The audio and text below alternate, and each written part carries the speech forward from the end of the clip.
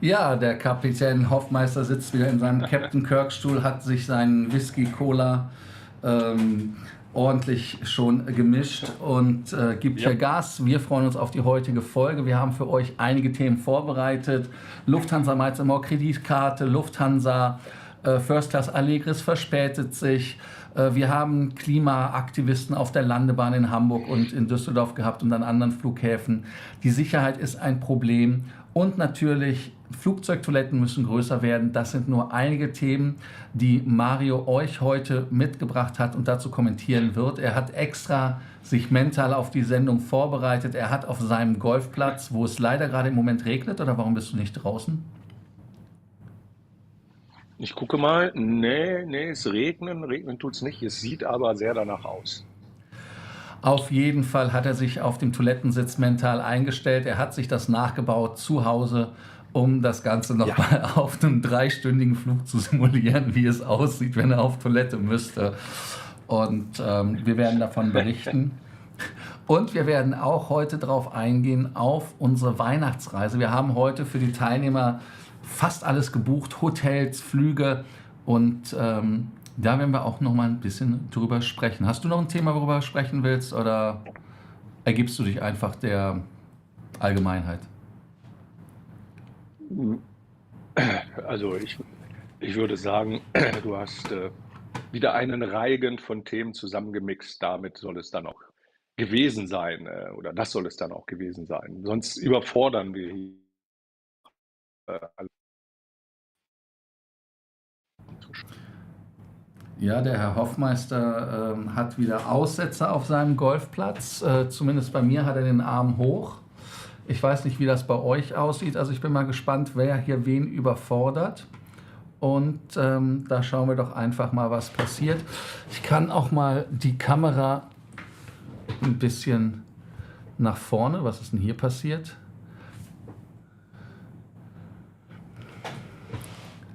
Wir sind da beide eingefroren. Das ist ja lustig bei der Kamera. Die ist weg. Gucken wir mal. Die ist eingefroren. Das ist ja lustig. Ja, da müssen wir ein bisschen improvisieren hier. Ihr seht dann ein bisschen mehr vom Studio. Ich gucke mal, dass ich das Ganze neu gestartet kriege. Da hat der Herr Hoffmeister mir meine Kamera weggezuckert. Das ist doch unglaublich. Ich dachte schon, ich sehe so weit und fern, wollte an der Kamera spielen und dann das.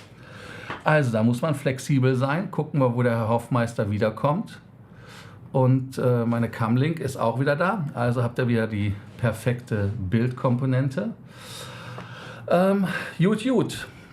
Dann warten wir, bis der Herr Hoffmeister uns wieder beglückt. Das ist ja das, was die Sendung immer so lustig macht, weil es live ist. Wenn was passiert, dann passiert es. Ne? Dann lass uns doch das erste Thema besprechen. Und zwar würde ich als erstes Thema in den Ring werfen das Thema Lufthansa Miles & More Kreditkarte ab Sommer 2025 bei der Deutschen Bank. Und für die, die es nicht wissen, die Lufthansa Kreditkarte ist neu ab dem Sommer 2025 von der Deutschen Bank ausgegeben, wird weiterhin eine American Express Kreditkarte, American Express sage ich schon, Mastercard sein. Und wir werden von den Leuten bei Lufthansa Miles & More darauf vorbereitet, dass da Änderungen kommen. Den Grund, warum die Karte Also wenn man die Karte wechselt von der DKB zu denen, hatte ich ja euch, glaube ich, erklärt. Aber jetzt ist Mario wieder da und jetzt darf er uns wieder sagen, ich hoffe, er bewegt sich, damit wir wissen, dass sein Bild funktioniert. Äh, Es ruckelt so ein bisschen, aber zumindest wissen wir, dass ein Whiskyglas funktioniert. Möchtest du uns mal sagen, was du von der Änderung hältst bei Miles More? Mit der Ja, DKB-Kreditkarte zu Deutsche Bank. tja, ist, glaube ich, der zweite Wechsel, solange ich da bei den Statuskunde bin. Ich glaube, meine erste Kreditkarte war noch von der Bayerischen Landesbank, kann das sein? Und dann DKB und dann Deutsche Bank. Ich bin gespannt. Du hattest es ja auch die Woche über schon gesagt. Was für Leistungen gibt es mehr, gibt es weniger? Was ist der Benefit auch für uns als Kunden oder ist es nur am Ende für die Lufthansa billiger? Äh, das, äh, Das muss man mal schauen. Im DKB hatte ich sonst ja, eigentlich keine Probleme mit. Ist immer alles, immer eigentlich alles so gelaufen, wie ich mir das vorgestellt habe. Und jetzt kann man nur hoffen, dass natürlich der Übergang auch so ist, dass da für die Kunden, ja, weiß ich nicht, beim Online-Banking und dergleichen, dass das nicht zu holperig wird. Das wäre schon, denke ich mal, eine ganz wichtige Sache.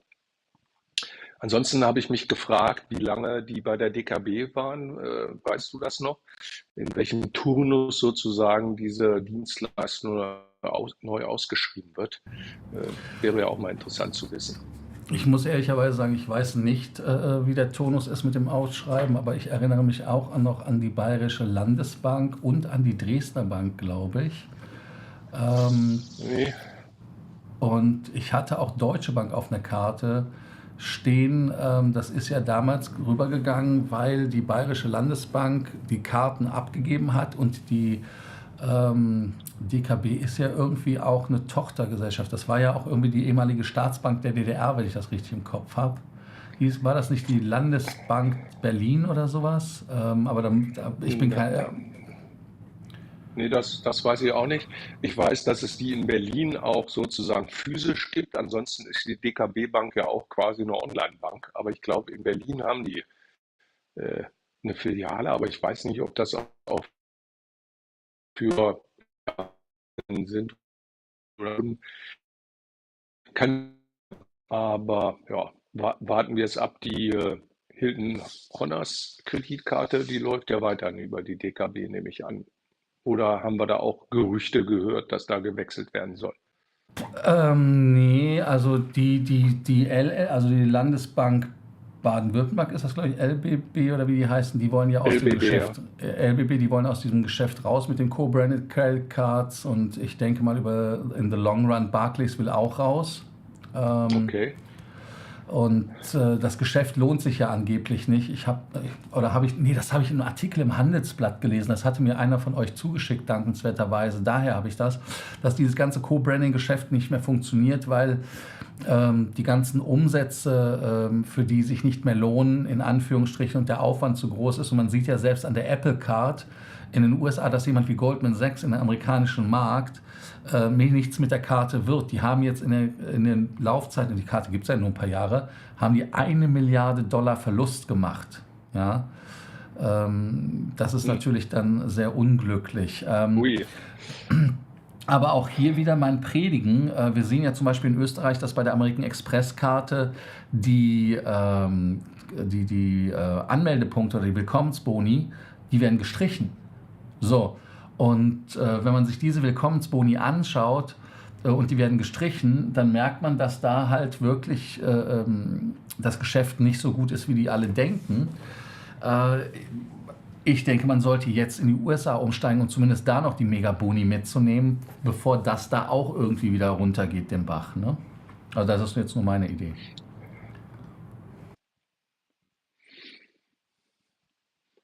Wenn man die Möglichkeit hat und du kannst die Leute ja diesbezüglich gut beraten, sollte man das wahrnehmen, um ja, möglichst viele Punkte ja, zu retten.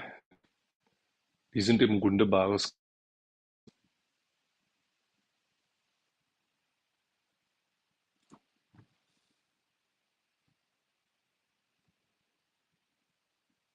Hakt das jetzt Du, schon wieder?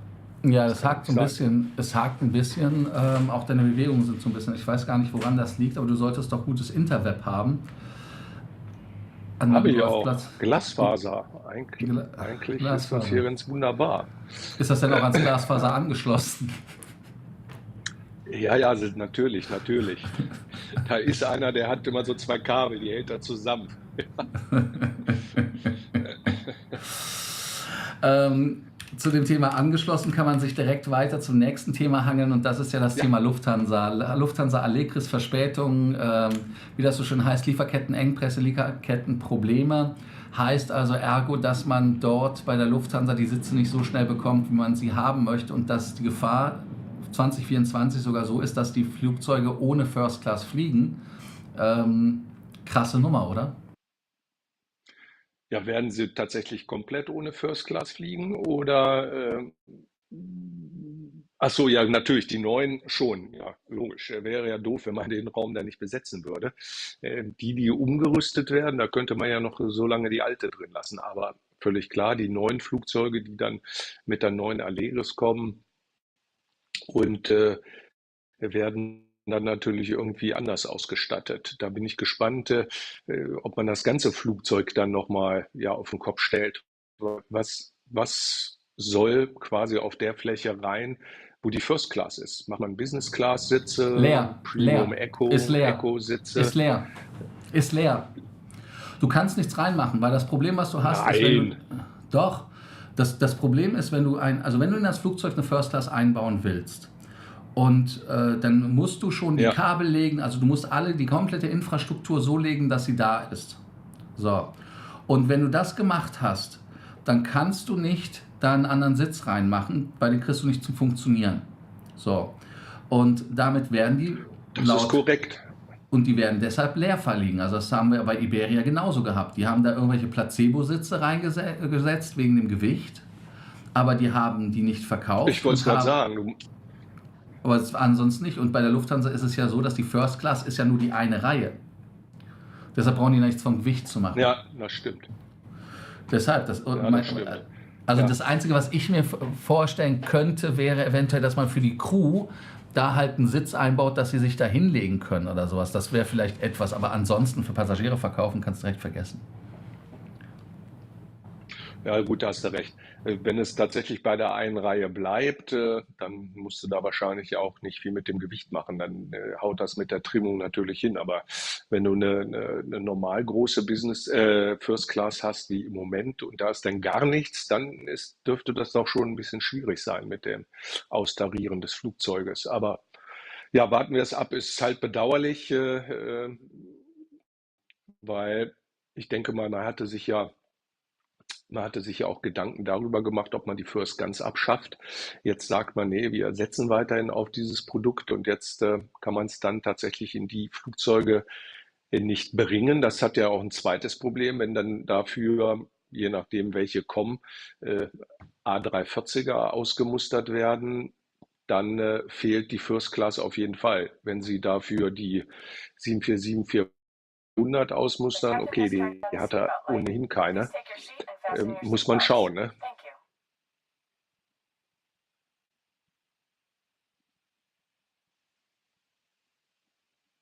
Irgendwas war hier gerade passiert, lustige Sache.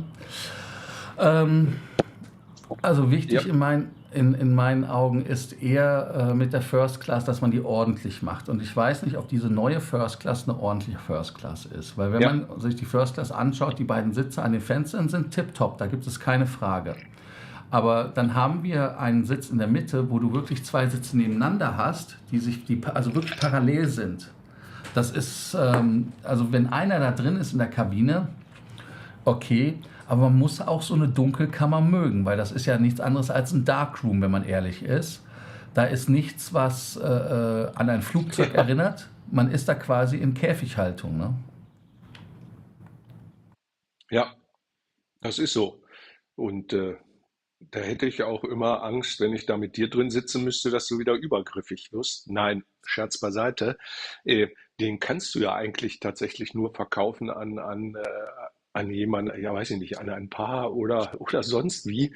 Ansonsten ist das ja irgendwie auch eine komische Situation. Also mehr Sinn gemacht hätte es, wenn zumindest irgendwie 6 oder weiterhin 8 Sitzplätze da gewesen wären.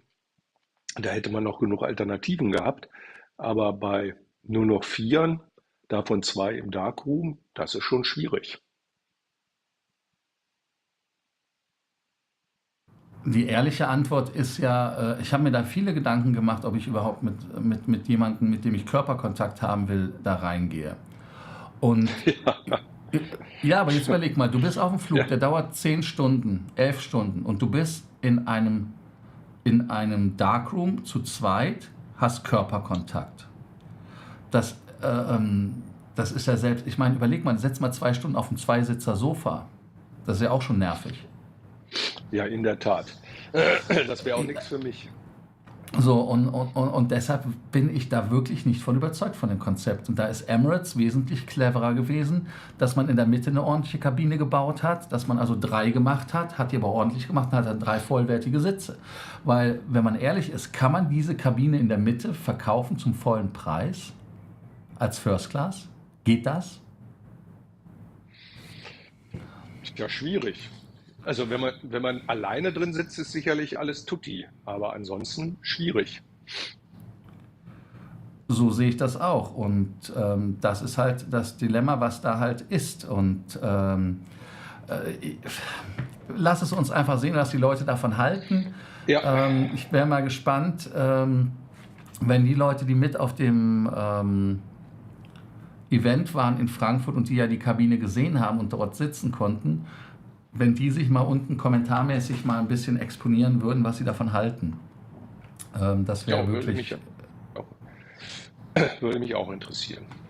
also das wäre sowas. Gut, dann geht das mit dem nächsten Thema weiter. Condor hat mehr Flugzeuge gekauft. Das ist natürlich ein geiler Scheiß, ne? Dass die einfach ihre Optionen ziehen von 18 auf 23, 5 Stück mehr. Ja, Sieht doch gut aus, oder? ja, ich gönne den Kollegen der Condor das. Und wir hatten, glaube ich, letzte Woche ja auch schon mal kurz drüber gesprochen. Der A330 Neo ist ein wunderbares Flugzeug und vor allen Dingen die Kabinenausstattung der Condor halte ich für sehr vorbildlich. Und es ist ja wunderbar, wenn es zumindest bei den Ferienfliegern noch einen einigermaßen ernstzunehmenden Mitbewerber zur Lufthansa-Gruppe beziehungsweise zu, ja, was sagen wir denn jetzt? Lassen wir das Wort Eurowings schon weg oder sagen wir noch Discover? Also zu Discover gibt.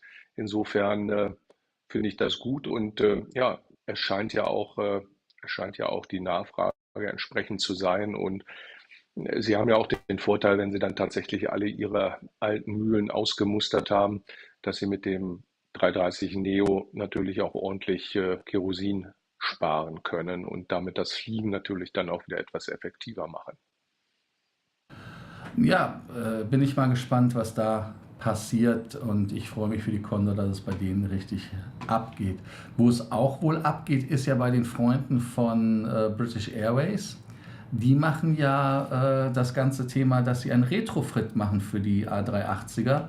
Heißt also, die glauben wirklich an die 380er und ja, investieren das Geld, was Lufthansa nicht investiert, weil Lufthansa da etwas vorsichtiger ist. Und da ist natürlich die Frage, inwieweit man sagen kann, hey cool, das macht Sinn, weil ich sage jetzt mal, die Freunde bei Emirates auch in die 380er investieren oder es macht keinen Sinn, weil die Freunde bei Lufthansa sagen, schnell weg mit der Bude. Ne? Also gewundert hat es mich auch, weil die British Airways ja auch ihre A380 schön geparkt hatte und ja keiner so recht daran geglaubt hat, dass sie zurückgekommen oder dass sie nochmal zurückkommen werden. Pustekuchen sind doch sehr, sehr viele wieder zurückgekommen und die British Airways waren ja, glaube ich, auch mit die ersten, die A380 wieder eingeflottet hat. Also, wenn man tatsächlich daran glaubt, dass diese Maschine mindestens noch 10 Jahre fliegt, dann macht so ein Retrofit auch irgendwie Sinn. Die Lufthansa wird auch nicht drum herum kommen, wenn sie da wirklich noch einige Jahre mit fliegen will. Und sie haben dann doch relativ, ja, flächendeckend will ich nicht sagen, aber doch schon viele Flugzeuge mit der neuen Allegris. ausgestattet. Dann bleibt tatsächlich die Frage, kann ich dann dieses Flugzeug noch mit der dann doch relativ, oder die ist ja schon relativ unattraktiv, aber dann noch unattraktiveren Business Class durch die Gegend fliegen lassen? Ich weiß es nicht. Also bei Lufthansa muss man sich letztlich auch Gedanken machen. Will man das Ding noch so lange fliegen, wie die durchschnittliche, ja, wie der durchschnittliche Plan mal war, dass man den A380 fliegen lässt? Oder sagt man, wir nehmen jetzt die nächsten Jahre noch mit, weil wir ja keine Alternativen haben. Die 777X wissen wir ja immer noch nicht so ganz genau, wann sie kommt. Und wenn ja, wie viele und wann und überhaupt. Ich weiß es nicht. Also keine Ahnung. Wenn man jetzt vor allen Dingen von der Überlegung ausgeht, kommen denn vielleicht doch noch mehr A380 zur Lufthansa zurück als im Moment noch geplant, dann kommt man meines Erachtens da auch nicht mehr drum herum. Wobei das bei dem Flieger natürlich schon erhebliche Investitionen ist. Nicht nur die Business Class, sondern natürlich auch die Eco und Premium Eco. Das sind ja doch ein paar Sitze mehr als in so einem, weiß ich nicht, A330, ne?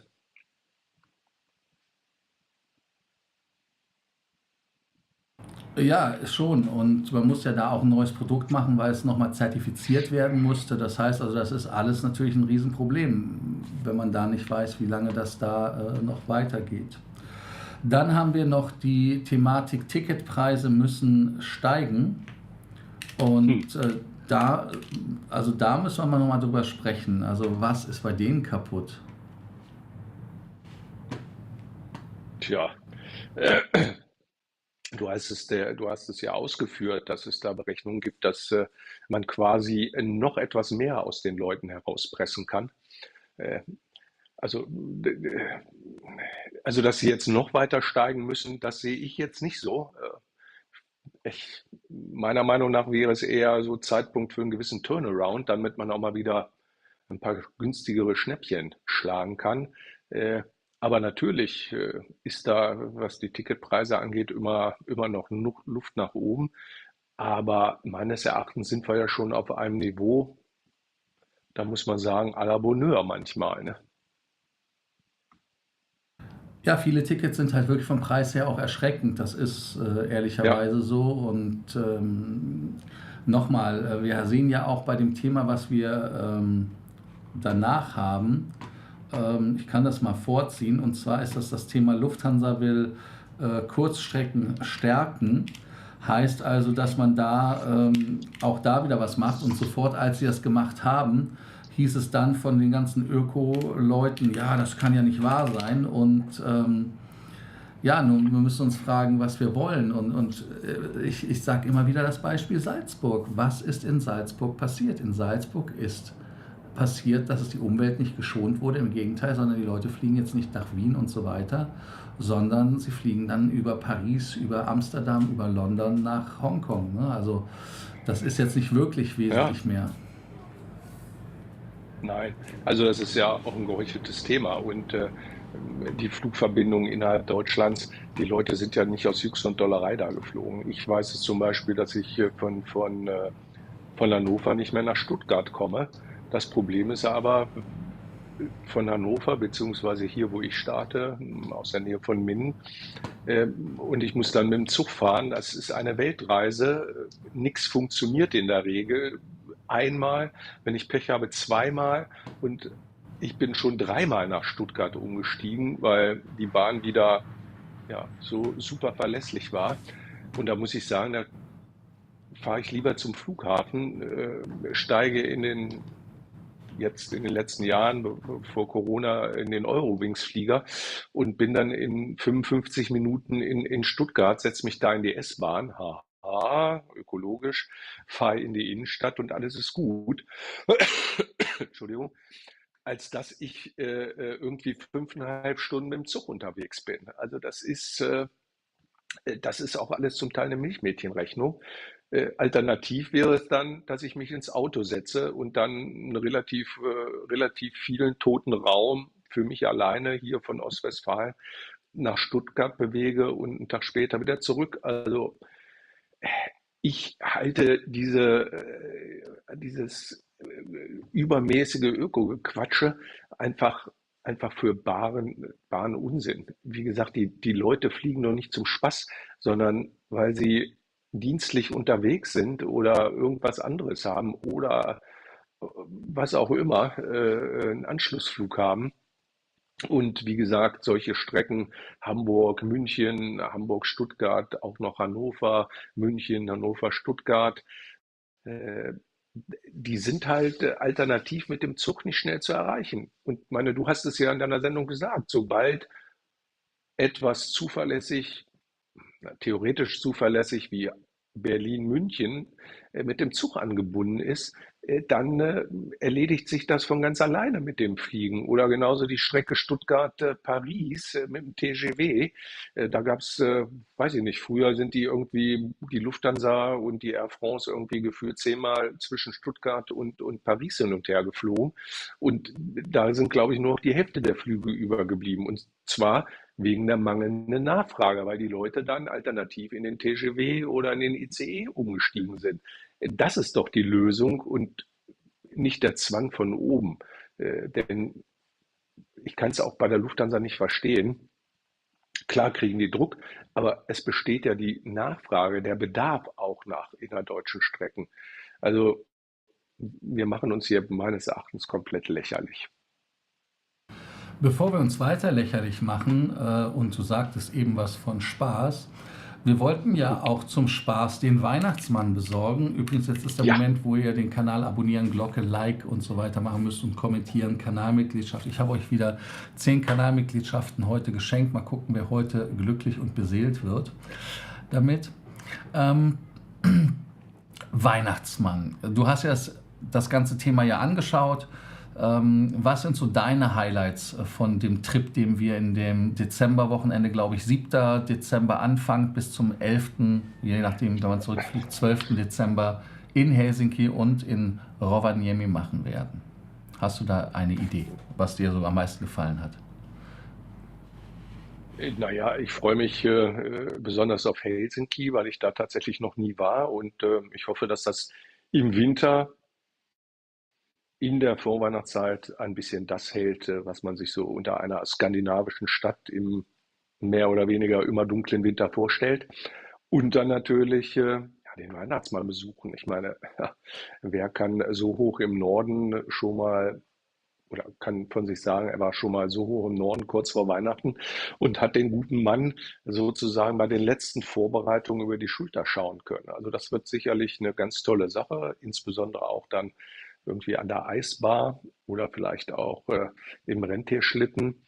Also das wird sicherlich ein Highlight und ich weiß nicht, wenn du noch Plätze hattest oder hast, dann sollten hier unsere Zuschauer schnellstens zuschlagen, denn das wird bestimmt eine wunderbare Sache. Und den Ja, einen oder anderen Glühwein gibt es bestimmt auch. richtig. Und was auch ganz wichtig ist, es gibt Sauna, es gibt Eisschwimmen. Mario kommt. Wir Ja, werden schauen, dass wir die Aurora Borealis sehen werden, also das Nordlicht sehen werden. Wir werden den Polarkreis überschreiten. Das ist ja quasi wie so eine höhere Weihe. Wer mit Finnair ja, zum Beispiel über den Polarkreis fliegt von Helsinki nach Tokio, was ja eigentlich nicht nötig wäre, wenn der russische Luftraum nicht gesperrt wäre, bekommt man eine Urkunde. Und genauso ist das da auch. Da hat man jetzt ein Erlebnis der besonderen Art. Und wir haben 3 Plätze frei. Wir können auch noch einen 4. vielleicht ausgraben, wenn es 2 Pärchen sind. Ansonsten beeilen, weil das Ganze wird sonst nur noch teurer. Das ist nicht billig, muss man der Ehrlichkeit halber sagen.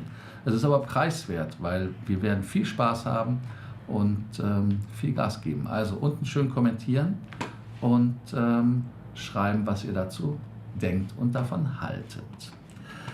So, nachdem wir den Werbeblock beendet haben, können wir ja, jetzt Austrian Airlines besprechen, die Einflottungsdetails von der 787. Dass das die 5 Sprinter werden, war ja eigentlich klar. Dass es die alte Business Class oder die Hainan Business Class Kabine Hainan, ist, ja, ist natürlich, wie ist tja, es? tja. Es ist dann sozusagen das dritte Mal, dass diese Business Class dann, oder das zweite Mal, dass sie mit neuen Farben belegt wird, das dritte Mal, dass sie sozusagen designt wird. Vom Original bei Hainan zu Lufthansa hat man ja schon ein bisschen die Stoffe und Farben verändert. Ist in Ordnung, bis auf das kleine Display. Da konnte man ja immer noch sehen, wo das Ding herkam. Äh, und jetzt wird es halt auf die Austrian ein bisschen ja, umgeswitcht, wieder die Stoffe verändert, die Sitze neu bezogen, Farben ausgetauscht. Du hast es in der Woche ja über schon gesagt, eine ja nicht ganz unattraktive Business Class, die ist ja quasi identisch mit der von Air Canada. Äh, Die Frage ist nur, wie es dann quasi weitergeht. Wird man auf Dauer, der Flieger wird ja wohl noch ein paar Jahre fliegen, sind ja auch alle so um 2019 gebaut, 2020, wird man dann für den Rest der Laufzeit tatsächlich diese Kabine dort drin lassen oder wird man dann im Rahmen von ja, ohnehin fälligen Checks dann irgendwann mal eine Allegris oder wie sie dann auch bei der Austrian heißen mag, einbauen, um in der gesamten Flotte der Lufthansa-Gruppe ja, dasselbe Produkt zu haben. Man darf gespannt sein. Freuen tue ich mich natürlich für die Österreicher. Ah, freuen tue ich mich natürlich für die Österreicher, dass sie ihre, naja, sagen wir mal, Vorkriegsmaschinen dann langsam mal ausflotten können. Ja, das ist richtig, wobei das mit dem Hainan ist geändert worden. Also das sieht man jetzt nicht mehr, dass es Hainan ist. Das hatte man irgendwie Nee? vergessen oder es gab da Ah, okay. irgendwie ein Problem, dass man vom Sitzhersteller nicht, also irgendwas war das Thema, ich habe es verdrängt, also irgendwas war da. Aber das ist mittlerweile gefixt. Und die Na sogenannten super. Sprinter, die es sind also 787 Sprinter, vielleicht wollen die auch noch nicht das neue Produkt von der Austrian zeigen, beziehungsweise andersrum, Austrian hat kein Geld, um dieses Produkt im Moment zu bezahlen. Das Ja, ist wohl so die Geschichte. Wobei die Frage sich natürlich stellt, was passiert, wenn, es sind ja 10 Stück, also 10 ja, 787er, die kommen. Wenn 5 die Sprinter sind, sind ja 5 neue. So, was kommt denn ja, ab Fabrik neu? Also das ist so die Geschichte. Weil dann macht das aus Synergieeffekten ja keinen Sinn, dass man da einen anderen Sitz zertifiziert, als den man bei Lufthansa schon zertifiziert hat. so ist Ähm, es. so, das ist so mein Gedankengang. Ähm, ja, also ich bin da mal gespannt. Ich bin mal gespannt, was ihr dazu zu sagen habt. Du bist ja wieder bei der Loyalität abgesprungen von Hyatt. Du hast ja bei Hyatt deine Liebe dann doch nicht gefunden, weil du sagst, Ja, Hilton ist geiler.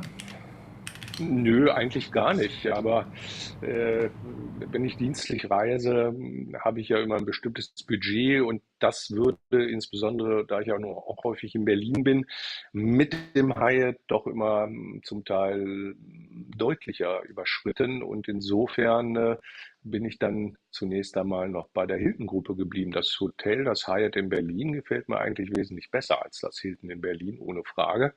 Hm, Schauen wir mal. Also ich bin, weiß nicht, ob ich es schaffe, dieses Jahr den Diamond-Status zu erhalten bei Hilton, aber habe überhaupt nichts gegen Hyatt, ganz im Gegenteil.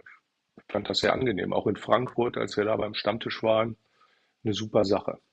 Und dank dir bekommt man ja dann auch, zumindest in Frankfurt, wo du ja, glaube ich, vom Hausmeister bis zum Hoteldirektor jeden gut kennst, ja doch immer ganz gute Vergünstigungen.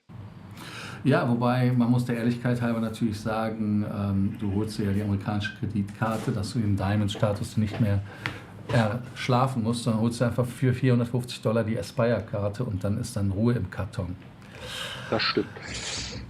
Ja, die Scheidung ist eigentlich das, worauf wir hinaus wollten. Hyatt Ja, und MGM gehen getrennte Wege in Las Vegas. Du bist ja öfters in Las Vegas. Was ist da dein Go-To-Hotel? ja, da bin ich dann natürlich in der Regel ja dienstlich und das wird natürlich über das Unternehmen gebucht und da waren wir in den letzten Jahren immer im Mirage und einmal im Wynn und bei MGM war ich persönlich, zumindest dienstlich, noch nie. Ein Kollege hat von mir da mal übernachtet im MGM Grand. Das ist ein gutes Hotel, da gibt's überhaupt nichts. Aber du hast es ja natürlich schon angedeutet, in Las Vegas geht es natürlich hauptsächlich um Spielen, ums Vergnügen und die Leute, die dorthin kommen, ich glaube, die achten nicht in erster Linie auf die Hotelgruppe, sondern in dem Falle eher auf das spezielle Hotel. Und MGM besitzt ja natürlich relativ viele Hotels am Strip. Die heißen ja nicht alle MGM. Zur MGM-Gruppe gehören ja auch noch viele andere.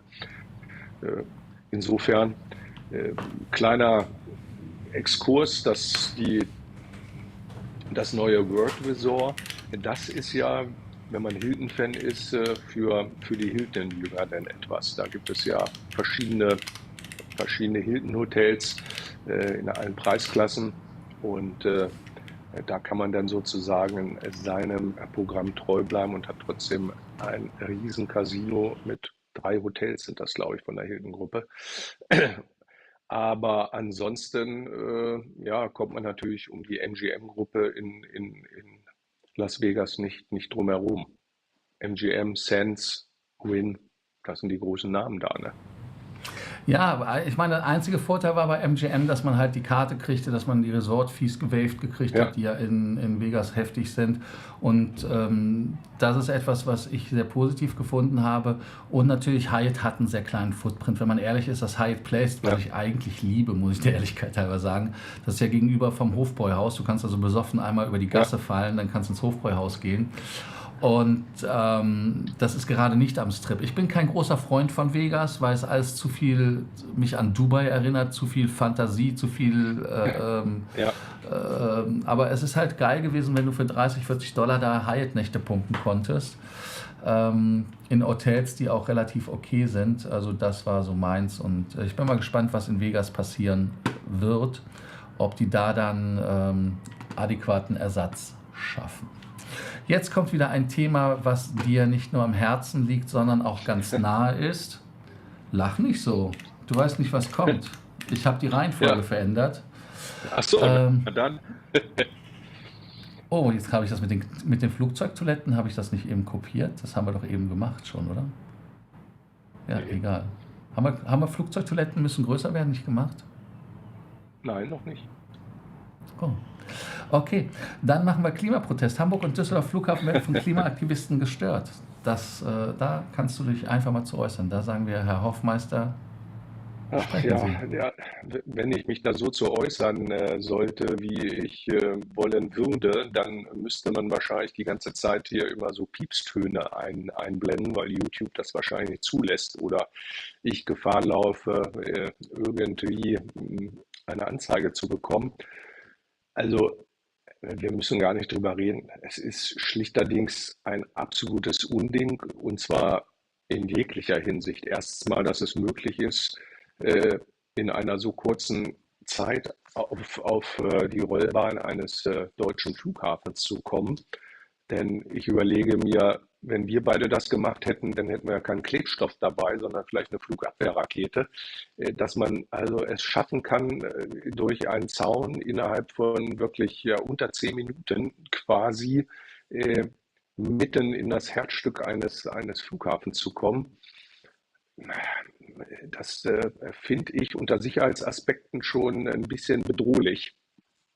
Aber nun gut, zumindest in Düsseldorf, der Zaun ist ja wohl irgendwie alarmgesichert. Da ist man ja doch relativ schnell eingeschritten, konnte es aber auch nicht verhindern, dass sie bis zu den Start- und Landebahnen vordringen. In Hamburg war das wohl nicht so, wenn ich die Bilder da gesehen habe. Ich glaube, du hast es auch kommentiert. Man hat das ja auch selber gefilmt von diesen Klimaterroristen, wie sie da mit dem Seitenschneider ein Loch in den Zaun schneiden und dann mit dem Leihfahrer, das ist so grotesk, dort auf die Bahn fahren und ja, dafür gesorgt haben, dass viele Deutsche, die sich auf ihren Urlaub gefreut haben, dann an dem Tag eventuell wohl nicht mehr geflogen sind und zu Recht natürlich ziemlich stinkig waren, weil diese Aktionen so sinnlos sind wie nur irgendwas. Und ich habe ja gar nichts gegen das Anliegen. Also wir sind eine Demokratie, da kann jeder für jeden Scheiß streiten.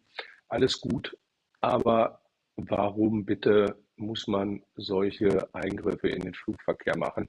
Zumal man damit die Mehrheit der Bevölkerung, und zwar die absolute Mehrheit der Bevölkerung, gegen sich aufbringt und die Ziele, für die sie stehen, die Leute gar nicht mehr am Ende interessieren, sondern die nur noch für Bekloppte halten, zu Recht.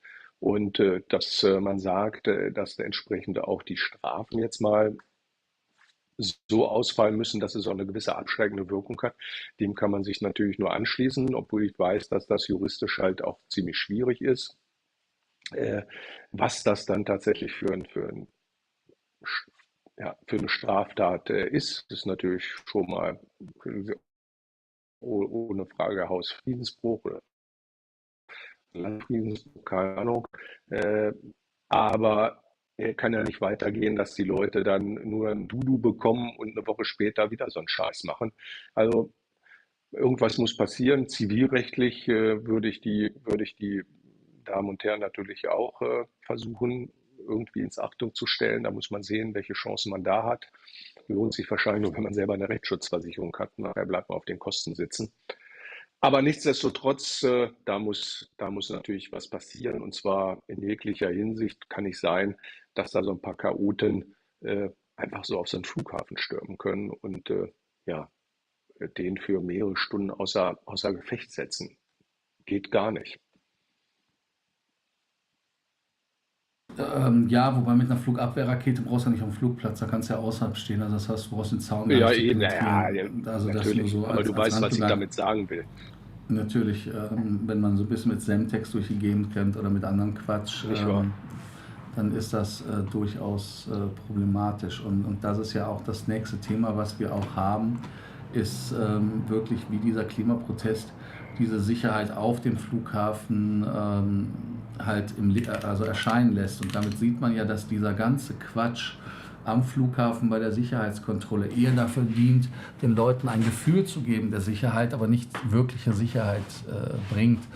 Man sieht ja auch, wie viel Prozent in den USA durch die TSA geschleust werden, die ja immer so hoch gelobt werden. Das ist erschreckend. Und ich kann aus eigener Erfahrung sagen, wenn man zum Beispiel aus irgendeinem Flughafen, der nicht gesichert ist, da gibt es viele. Bei dir in Goslar gibt es ja einen Flugplatz für Kleinflugzeuge. Ja, Da gibt es keine Sicherheitskontrolle, da propellerst du nein. vor dich hin. Und wenn du dann zum Beispiel nach Hannover, Langenhagen fliegst, dann propellerst du und landest in Langenhagen auf der 27 oder wo auch immer und gehst dann zum GATT. Das Flugzeug steht auf dem Vorfeld und dann, wenn braucht jemand nur rüberfahren, kann die Scheiße aus dem Flugzeug kommen, das Flugzeug wird nicht kontrolliert. Nee. Ähm, also da ist keine Sicherheit und ich habe das auch schon mal gemacht in Hannover, ist aber auch schon viele Jahrzehnte her, das war in den 90 oder sowas, da bin ich glaube ich aus Zelle-Arlo hingpropellert, bin in Hannover gelandet am GATT, habe mich vom Follow Me zum Lufthansa fliegen lassen, bin dann diese Treppe hochgegangen zum Jetway, bin von hinten an die Boarding-Schnauze gegangen, habe gesagt, du machst du gerade Boarding? Sie so, ja. Ich so, mach mal Boarding Nummer 23 oder was ich hatte, ich weiß es nicht. Und sie so, wo kommen Sie denn her? Ich so, vom GATT, ich hatte gerade eine kurze Verbindung, ich hätte es mit dem Auto aus Celle nicht geschafft. Und bin dann mit Lufthansa geflogen, ohne durch die Sicherheitskontrolle zu gehen. Ne? Ähm, Ja, Das ist ja eigentlich auch alles nicht normal. Und also deshalb merken wir halt, wenn der Quatsch ist, dass sie bei uns Wasser suchen und so Bredouillen und Ratschlag machen lassen, übertrieben formuliert logischerweise, dass es halt ja, ja. schwierig ist. Also das ist so. Ich hatte es ja, glaube ich, auch schon mal erzählt. Wir haben mal versehentlich vor Jahren eine Flasche Wasser mit ins Flugzeug nehmen können und sind vorher von der TSA da durchgecheckt worden. Hat keiner gemerkt. Und ja, es war eine Halb-Liter Flasche Wasser.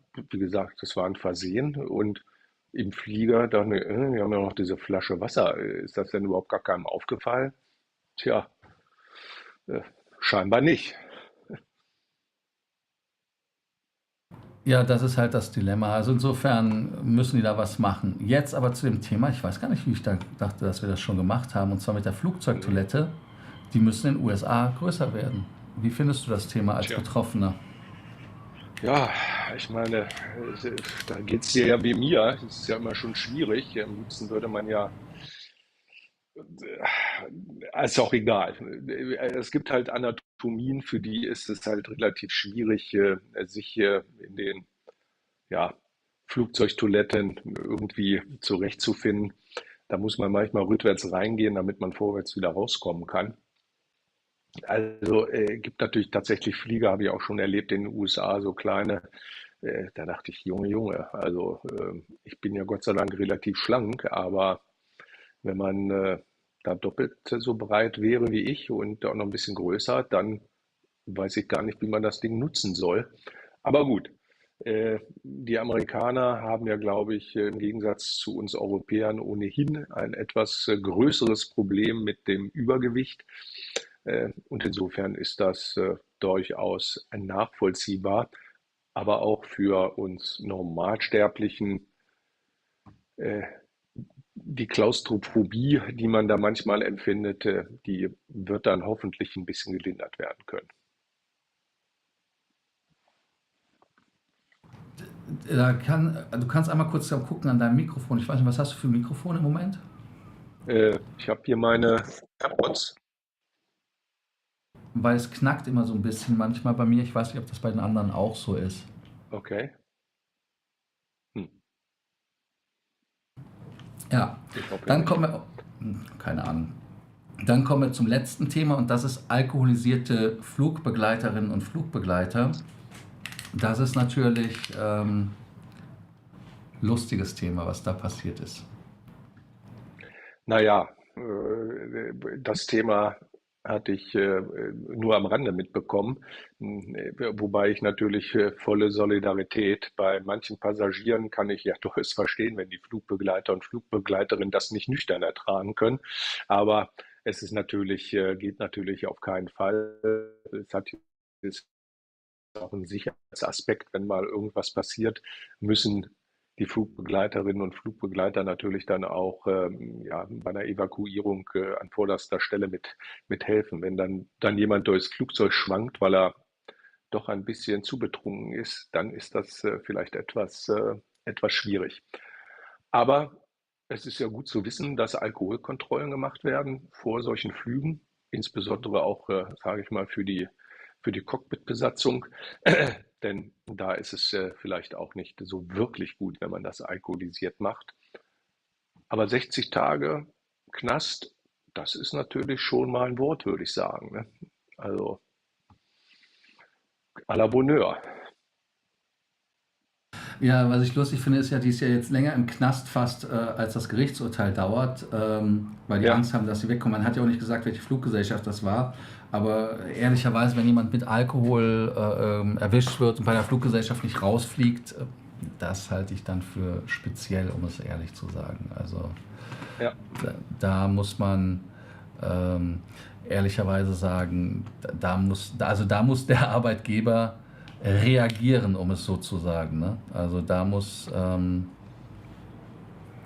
Reaction kommen. ja, ja, sicher. Ich meine, das geht natürlich nicht, aber ja. Ich meine, fliegst viel, viele unserer Zuschauer fliegen viel. Wir bekommen ja auch mit, es sind ja nicht alles so nette Fluggäste, wie wir es sind. Ne?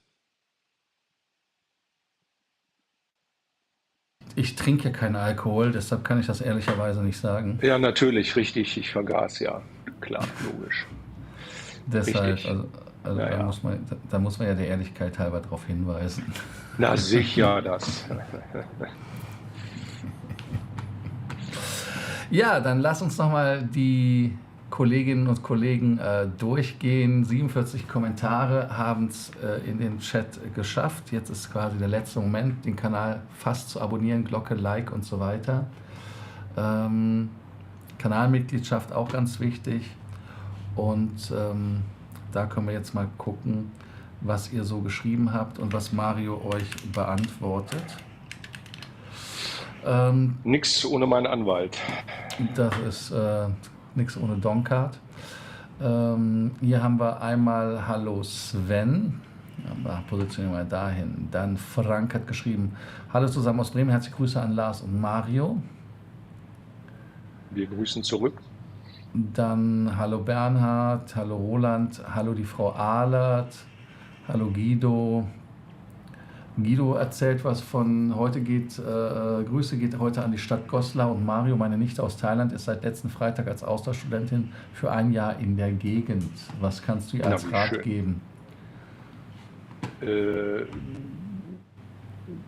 Gegend ist groß, kommt drauf an wo. Ansonsten soll sie sich mal auf den Goslarer Weihnachtsmarkt freuen.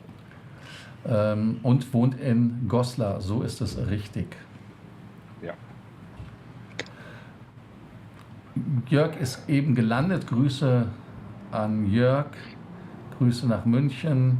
Ich war eingefroren, das hatten wir dann Gott sei Dank ja festgestellt, dass das so war. Ja. Hallo Matthias, ich kann Bauch reden, ich kann aber auch einfach gar nichts sagen und bewege die Lippen einfach, ohne was zu sagen. Hier, Simon hat geschrieben, DKB ist eine 100% Tochter, also hatte ich das doch richtig irgendwie im Kopf. Ja. Für mich persönlich, also für ihn ist das als jahrzehntelanger Kunde optimal, muss mich nicht umstellen, wechsle dann nur meine Mastercard. Ja, das ist richtig. Chiefshot wäre meine Idee, dass sich Mario gescheites Internet holt. Ja. Guido schlägt eine Hybridkabine vor, also das heißt, also ich gehe mal davon aus, dass er meint, dass er in der Mitte vielleicht die Business Class Suiten hat und dann außen die First Class oder sowas. Ist allerdings schwierig vom Service, stelle ich mir vor. Kann ich ehrlicherweise nicht sagen. Dann, ich will auch diesen Champagner. Ja, Frauenstimme. Frank meint, ich wäre übergriffig, weil du das jetzt gesagt hast. Jetzt habe ich natürlich da, also das ist jetzt ein Problem, Mario, da musst du wieder das gut machen, ne? Nein, er benimmt sich schon sehr tugendhaft, der Lars. Habe ich einen Image-Schaden? Ja, in seinem Rahmen zumindest. Im Scandic Hotel hat er auch ein Schiff, oder auf dem Schiff ein Zimmer ohne Dings gehabt, ohne Fenster, so what? Ich muss ganz ehrlich sagen, auf dem Schiff kein Zimmer ohne Fenster, weil ohne Fenster heißt unterhalb der Wasserlinie, heißt in dem Moment, wo du unterhalb der Wasserlinie bist, also nicht immer, innen gibt es auch, aber nie unterhalb der Wasserlinie, das haben wir ja seit Titanic gelernt. Und das andere ist immer Blick nach draußen. Also das mache ich einfach, also ist nicht paranoid. Ich habe auch ein Zimmer gehabt in, was, Sao Paulo oder was? Ja, Sao Paulo war das, da ist auch ein Mercure Hotel oder irgendwas am Flughafen. Und das war auch ohne Fenster, das war wie Knast. Und ich bin ja in dem, wie hieß denn das nochmal, in Glow Hotel in Helsinki am Flughafen, da bin ich ja wieder rückwärts raus, als sie meinte, ja, wir haben keine Fenster, das ist ein geiles Feature. Und ich so, nee, für Lars kein ungeil, also ungeil. Deshalb, ja, was ist da? Fenster geht gar nicht. Ja. Der Humor von Mario ist unbezahlbar, für alles andere gibt es die Miles & More Kreditkarte. Weißt du Bescheid? Weiß ich Bescheid. Ja, das ist so. Absolut. Dann habe ich nochmal 10 Frequent Traveler Deutsch Memberships rausgehauen. Für alle Leute, damit die nicht sagen, wenn wir anfangen, nur noch für Kanalmitglieder die Sachen zu beantworten, dass sie sagen, wir werden ja hier so geldgierig. Ja. Bei Emirates gibt es auch die mittleren First-Class-Plätze, Seitenbildschirme, die ein Fenster simulieren. Ja, das gibt es, aber das Dilemma da ist halt, dass das Ding scheiße heiß wird. Das heißt, also, du hast an der linken Seite immer einen Grill oder auf der rechten Seite, ich weiß gar nicht, auf welcher Seite das war. Und da wird zumindest ein Bild eingespeist und man hat das Gefühl, das halt für wesentlich besser, aber ich finde den Sitz trotzdem nicht besser. Und bei Emirates ist natürlich das Problem, und das ist das, was vielleicht Lufthansa dazu bewogen hat, das so zu machen, wie sie es gemacht haben. Man hat halt keine Sitzmöglichkeit, wo man zusammensitzen kann in der First Class. Ja. Das heißt, also wenn man zusammensitzen will bei Emirates, müsste man rein theoretisch, ich weiß gar nicht mehr, welche Seite das war. Auf jeden Fall ist ja die Tür ja nur zur einen Seite. dann müsste man die gegenüberliegende, heißt also beide Kabinentüren über den Gang sind offen, damit man jemanden überhaupt sieht. Das ist der Nachteil bei solchen Kabinen, ne?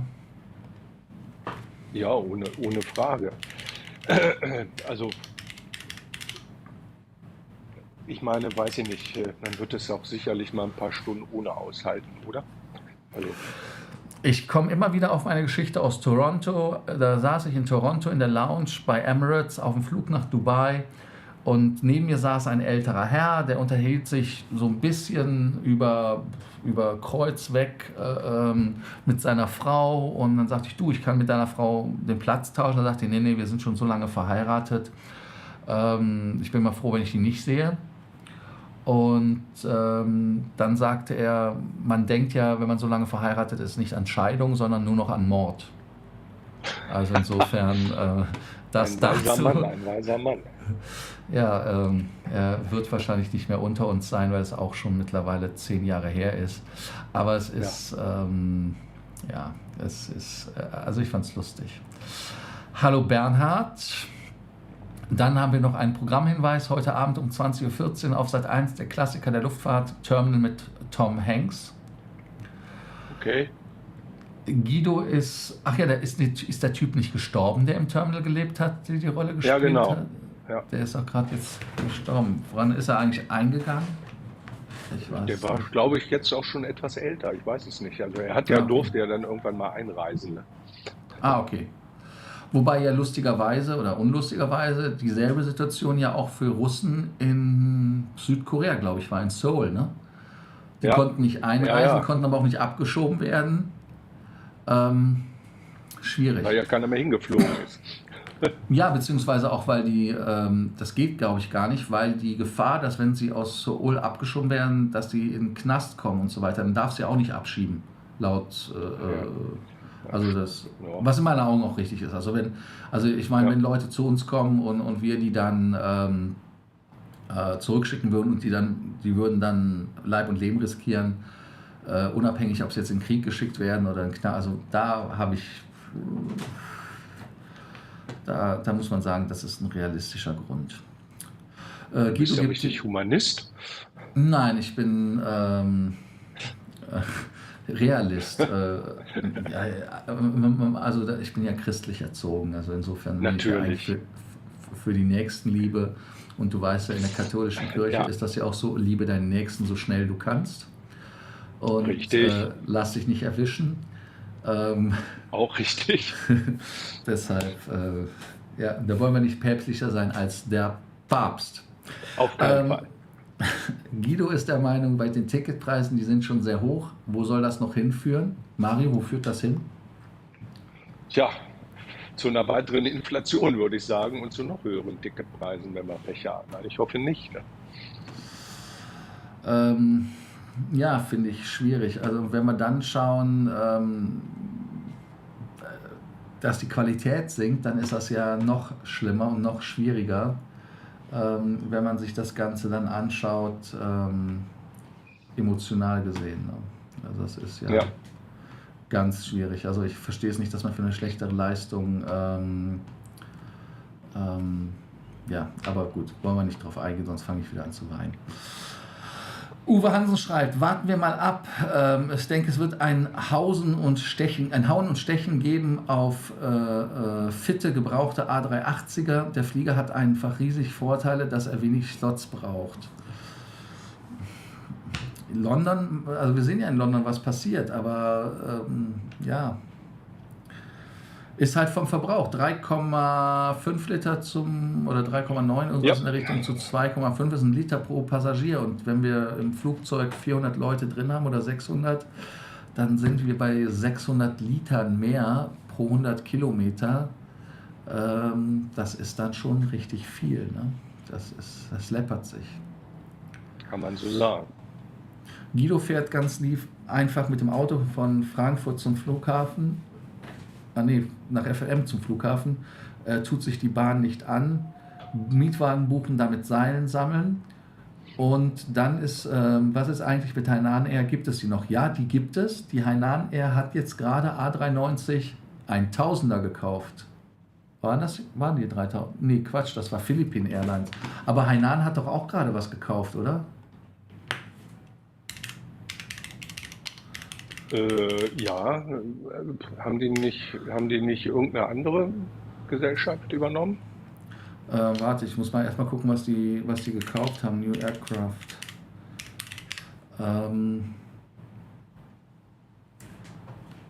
Nee, Hainan hat 60 Comac C910 gekauft. Das müssen sie ja jetzt. Okay. Und dann haben sie committed zu 40 AAJ21. Die haben jetzt diese asiatischen Sachen gekauft. So war das. Philippine Airlines war das mit okay. 315.000. Mehr Culpa, mehr Culpa, mehr Culpa. Aber die Fluggesellschaft, die gibt es noch, natürlich. Und die haben jetzt auch, Hainan. ja, deshalb. Hainan. Gut. Dann haben wir das abgearbeitet. So, dann geht es weiter. TF, das steht für, hat doch eben Tobias hat er geschrieben, so. Kanalmitglied werden, Tobias, damit deine Frage auch wirklich 100% bearbeitet wird.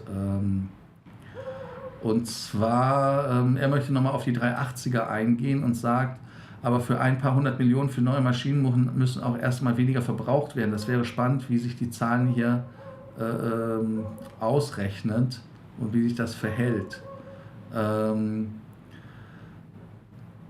So wie es sich verhält, haben wir ja gerade gesagt. Und die 380er sind gerade bei der Lufthansa abgeschrieben. Also ich glaube nicht, dass sie noch großartig die Bilanz belasten, weil die sind halt einmal, als sie weggehen sollten, und damit ist der Drops gelutscht.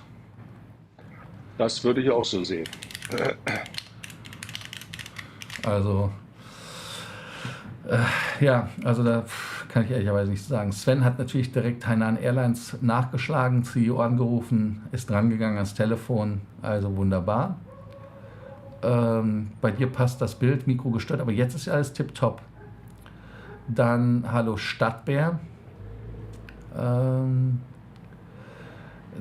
haben wir nochmal von Uwe Hansen, dass bei ihm nichts knackt, aber übers Wasser lachen wir doch alle, gerade wenn man sich etwas auskennt oder nur in Chemie nicht gepennt hat, einsteigen, beten und gut ist.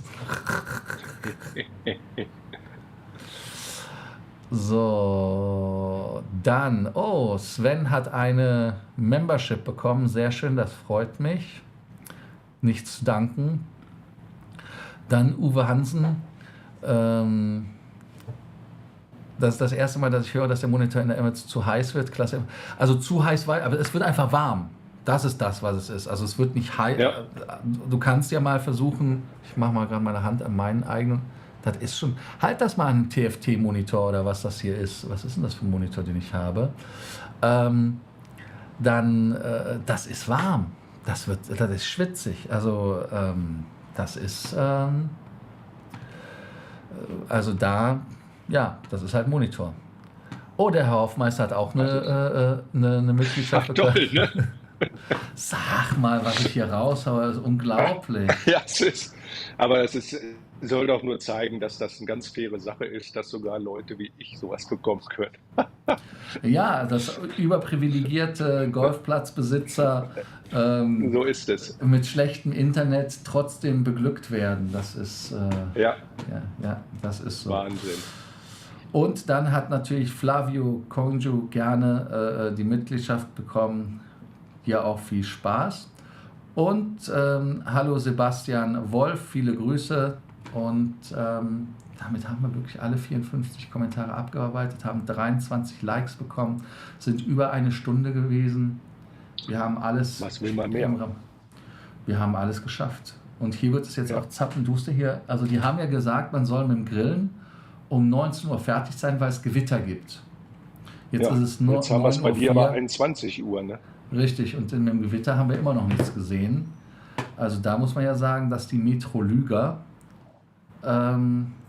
natürlich, deshalb heißen sie ja Metrolüger. Weil wenn sie nicht lügen würden, würden sie das Wetter ordentlich sagen. Oder wie soll man das? Deshalb, also da.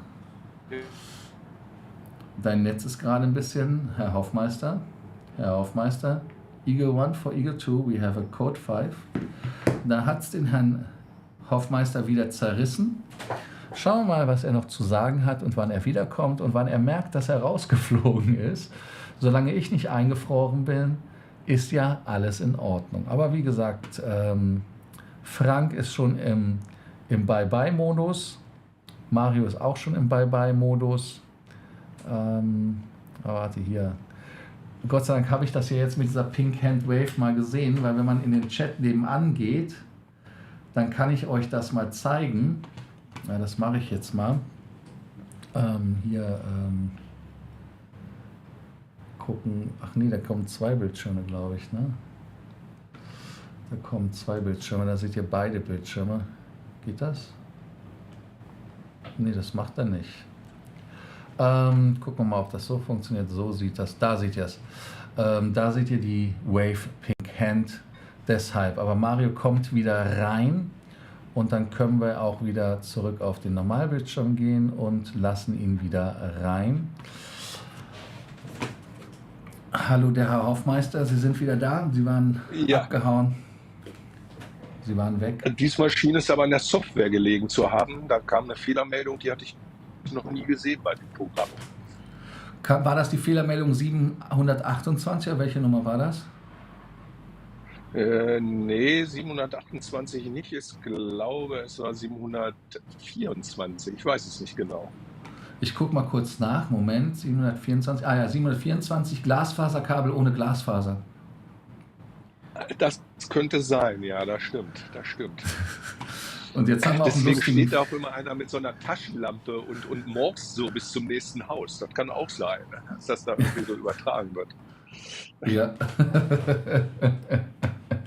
Und man wundert sich, warum man nicht ernst genommen wird. Ja. Ne? Das sage ich dir. So, ja, dann haben wir doch wieder alles abgearbeitet und dann sagen wir einfach nochmal Danke und verabschieden uns und geben euch dieses Live-Outro. Ich gucke mal, ob das funktioniert, so wie ich mir das vorstelle. Dass ich jetzt in die Sommerpause gehe, habt ihr aber noch mitbekommen, ja. Du kommst ja trotzdem aus den USA rein. Du musst dich halt nur von deiner Zeitumstellung ein bisschen ich meine, in Florida ist es ja eher früher als spät. Also sei froh, dass du nicht in Asien bist, sonst müsstest du ja länger aufbleiben. Ja, schauen wir mal.